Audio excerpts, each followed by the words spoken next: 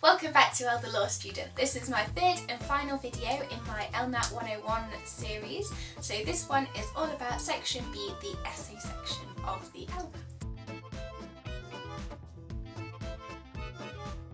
So in section B you'll be given a choice of, I think, 3 essay questions to answer, and your answers for these you'll have to write in 40 minutes.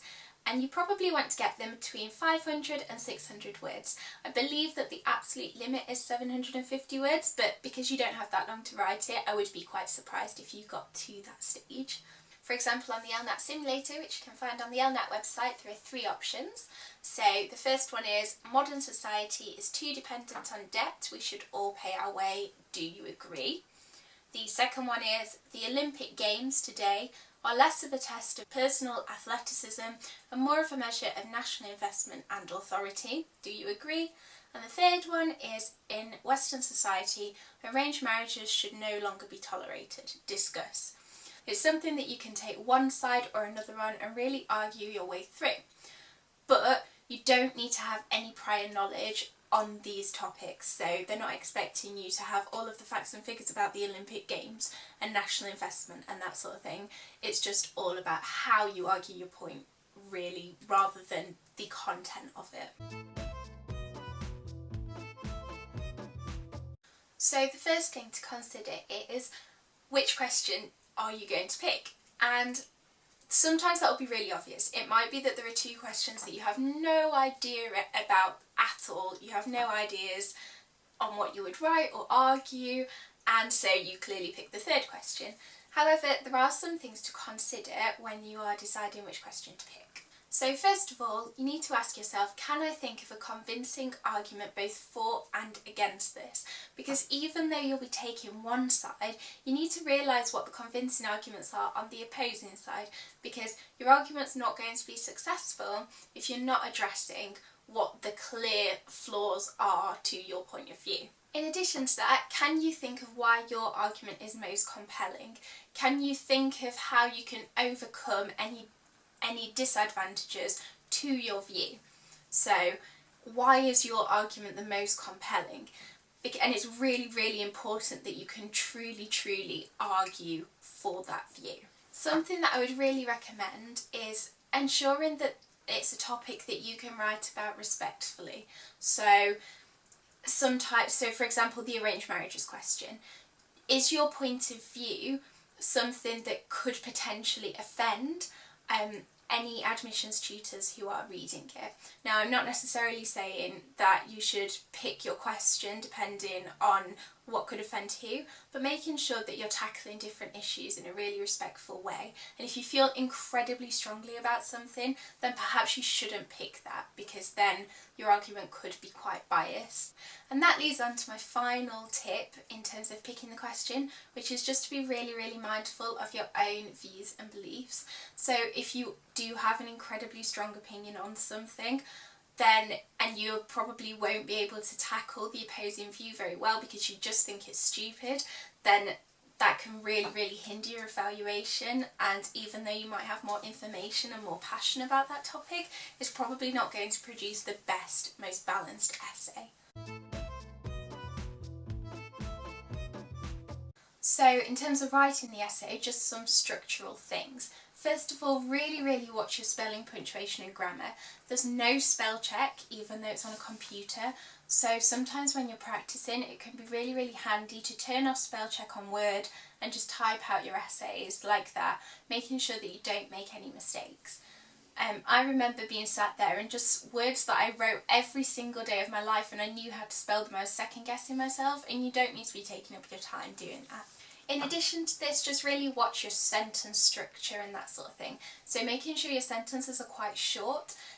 Your sentence probably shouldn't be more than 2 or 3 lines long, and if it's getting longer than that, then put a full stop in. Putting in loads of connectors, loads of semicolons, that sort of thing can actually make your sentences really difficult to follow, and your argument can just get lost. So making sure you keep your sentences and your paragraphs sort of nice and short, and making sure that any points that you make are really clear and concise. I should be able to look at whatever you've written and be able to pick out the main points within 10 seconds. So one way that I would potentially approach this to make sure that my points are really clear and concise, because it's something that I struggled with, is going back to point, evidence, explain, link, which is something that you probably did when you started secondary school, but it was really, really helpful to me to keep it at the forefront of my mind. Obviously, don't stick to it rigidly so that it shows and your work looks like a Year 7 wrote it, but being able to make sure that everything does link back. So make your point and then explain that point and why you think that. Give evidence to back it up. As I said, you don't need any facts, but just sort of that evidence can just be your opinion. So you can make an educated guess at things, but don't put things forward as fact if they are just guesses. Just saying it is likely that this is the case is more appropriate. Furthermore, make sure that you spend a decent amount of time planning your argument out. I cannot emphasise the importance of this enough. You have 40 minutes. I would spend at least 5, if not 10 minutes of that planning. You really want to make sure that you've got yourself a clear structure there, that you know you can just sort of tick off each point that you're making so that you will finish in time. You do not have the time to get lost in your argument in that 40 minutes. Finally, defend, defend, defend. So when you're writing this essay, you want to create a balanced argument, but you don't want to sit on the fence. If you're going to use the opposing view, then I would definitely say the important thing is to show why your view is the most persuasive. You can do this through sentences such as, some may say this. Sometimes you might not actually think that your argument is strong in the areas where the opposition might disagree, and that's okay. You can say, even though this is a serious flaw in the argument, it's still important to take this view because, and then go on like that. So finally, I thought in this video I would just go through an example Lnat structure that you might use in your essay. So first of all, you'll be starting off with your introduction. It's really, really important in your introduction that you set out what you'll be arguing. So the admissions tutor should be able to look at your introduction and they should be able to say, this is the point of view that they're taking, and then you should be backing up that point throughout your entire essay. In addition to this, you might want to define some key terms. Maybe there's something in that question that could be a bit ambiguous, maybe you're taking a slightly different take on it, and in that case I would definitely define those in this section. But you should only really take maybe 2 or 3 sentences because, as I said, it's only a very short essay and you need to be getting to the body of your argument. So then you're getting onto the main argument in your essay. So you maybe want 2 or 3 points. Make sure that you're using clear, concise reasoning. I would use sentence starters such as, it is submitted that, the most compelling view is, it is clear that. Once you've finished your main arguments, then move on to your counter argument.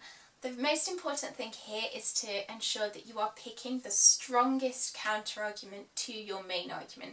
Don't just ignore anything that's wrong with it, because then that's really weakening your main argument. It's okay to address what's wrong with what you're saying, and that's a really important skill to have in academic writing as well. When you come to your counter argument, you just need to remember to evaluate. So basically, why are you right? Even if this other point is the case, why should I believe you? Then you come to your conclusion, and really this should just be sort of 1 or 2 sentences, I think. Just briefly summing up what you've said, basically bringing your essay to a close. That's the final video in my Lnat 101 series, so now I've covered just a general overview and both sections A and B, which will be linked in the description.